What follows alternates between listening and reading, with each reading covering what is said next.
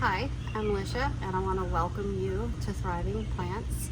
Today I want to talk about how to grow melon plants. This is a Minnesota Midget cantaloupe plant and it produces cantaloupes that are roughly large enough for 2 people. This will get just a little larger than this, and when it becomes ripe you'll start seeing this turn a yellowish color, and then the rind is going to start turning gray.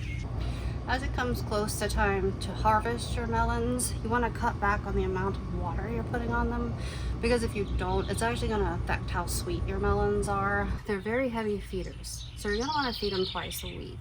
They need plenty of macronutrients, which are nitrogen, potassium, and phosphorus. And you're going to see phosphorus labeled as potash. One of the things you do want to do with melon plants is remove lateral vines. And these are the small vines that you're going to see growing off of these very large ones. The reason that you do this is because you want the nutrients in this plant to be directed at the large vines so that they're producing larger fruits. If you leave these on here, then this plant is going to put a lot of its nutrients into these. And you can still get melons off of these, but I have found over the years that it is much better to take them off because I do get much larger fruits. When you take these off, you're just going to go right here to where the vine is separating and clip it off. Then you're going to want to dispose of this.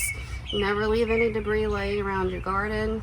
It is a host for disease and pests. Check these leaves often for a fungus that's called rust, because they are very prone to it, especially when it's been raining heavily. This fungus will show up as kind of a rust looking color, and that's why it's called rust. It'll start out as these small spots. Over time it's going to spread to your entire leaf, it will spread to your fruits, it will spread to your flowers, and it will kill everything. Checking often for diseases is always a good idea, because then you have the ability to stop them. If you do see any type of disease, you want to go ahead and clip off the leaves that are infected and then spray the plant thoroughly with a fungicide such as neem oil. When you do spray your plants, you want to avoid spraying during midday, because that is when your insects are the most active, especially honeybees. You either want to spray in the earlier morning hours or the late evening. I'm going to show you just how large this plant actually is and how it can spread if you want to grow it up, which I do because I have a container garden.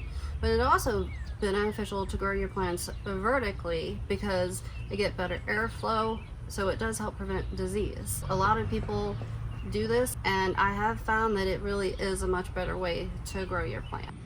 You can see how large this cantaloupe plant gets, and this is why you need plenty of support if you're going to grow them vertically.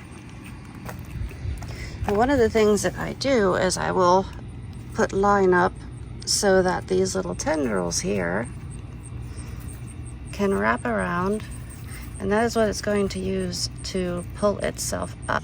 This is what the vine looks like on the other side of my fence. Thank you for joining me on my channel today, Thriving Plants. Please hit the subscribe button down below so you can catch my future videos. I will see you next time. Bye.